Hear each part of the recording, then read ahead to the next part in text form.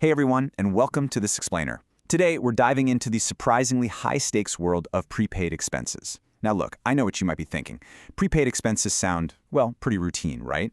But we're actually going to uncover exactly how simple calendar errors, just a basic oversight, can trigger literally massive audit failures.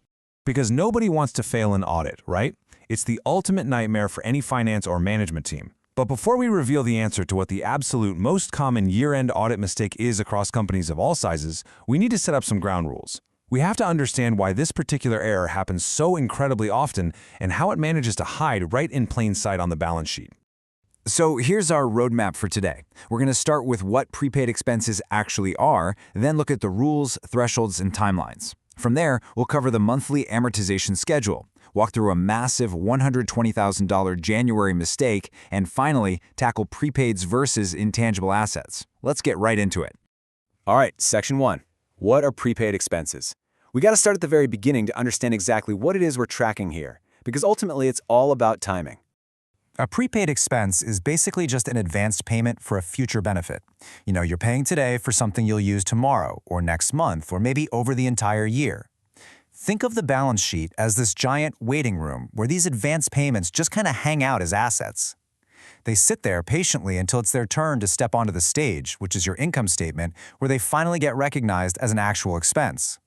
What's really fascinating here is the variety. You've got your standard annual insurance premiums and advanced rent payments, which are super straightforward, right? You just use them up evenly as time passes. But then you have things like advertising and SaaS fees, your software subscriptions, and those follow an entirely different recognition logic. For example, prepaid advertising is expensed when the event or publication actually happens, not just spread out evenly. And SaaS fees? They're treated as prepaid rather than capitalized because you don't actually control the underlying software asset. The whole logic shifts based on what you're actually buying. Moving on to Section 2, Rules, Thresholds, and Timelines. We need strict boundaries here, because we obviously can't just throw every single receipt into that waiting room. Take a look at this number range. This is your de minimis threshold, and it is a vital rule of thumb. Essentially, it means that not every single advance payment needs to be rigorously tracked on some formal schedule. If you make a payment and it falls below this set dollar amount, which is typically somewhere between $1 and $5,000 depending on your company's policy, it just gets expensed immediately. You bypass the waiting room completely. It saves a tremendous amount of accounting time and honestly, a lot of sanity. Now, when an expense is actually large enough to hit the balance sheet, but it covers a really long period of time, that single prepaid balance actually gets split right in two. The portion of the expense that you're going to consume within the next 12 months is categorized as a current asset. But any portion of that benefit that extends beyond 12 months, that shifts over and gets classified as a long-term asset. It all depends entirely on the length of that specific service period.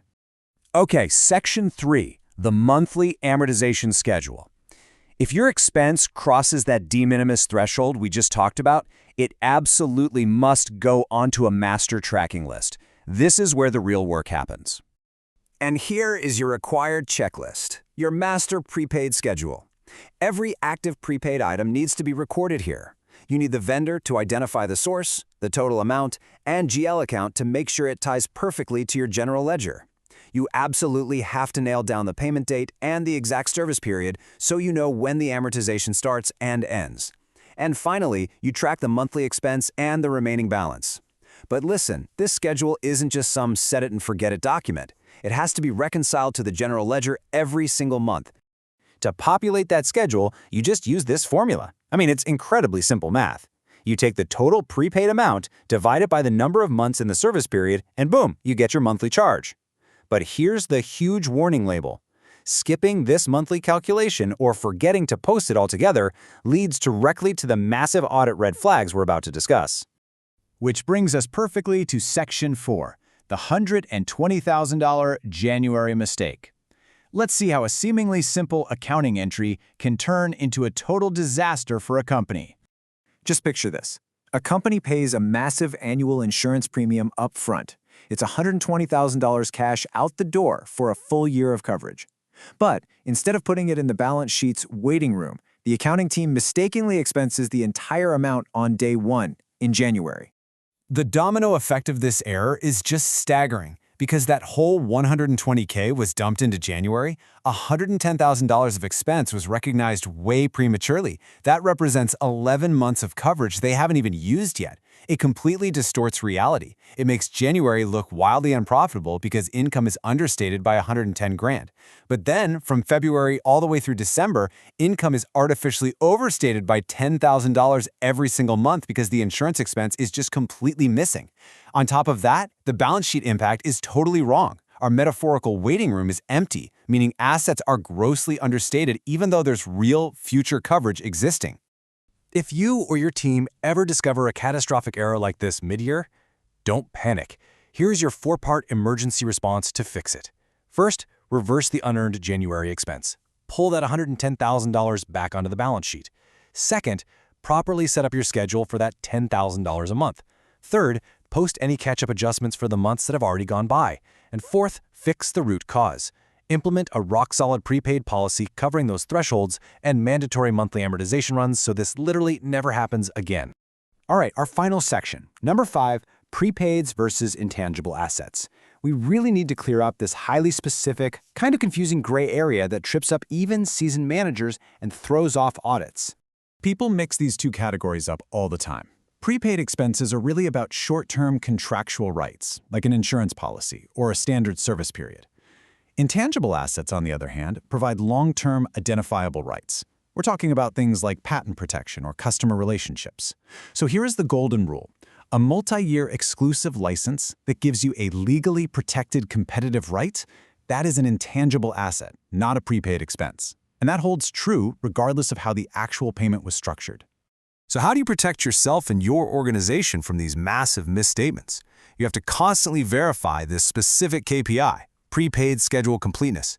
You need to make sure that all advance payments over your threshold are sitting on that master schedule and that they're being measured monthly against actual payments. It requires a really diligent annual expiry review just to confirm all those service periods are still active and amortizing exactly how they should be. Because if you skip that monthly schedule or brush off the year-end review, you hit the ultimate red flag. Assets overstated, expenses understated. Remember that question we asked at the very start? That exact scenario is the single most common year-end audit adjustment across companies of all sizes. So as you wrap up this explainer today, I really want you to ask yourself, is your team diligently managing that waiting room? Or are you unknowingly harboring the most common year-end audit adjustment right now? Think about it, check your schedules, and I'll catch you in the next explainer.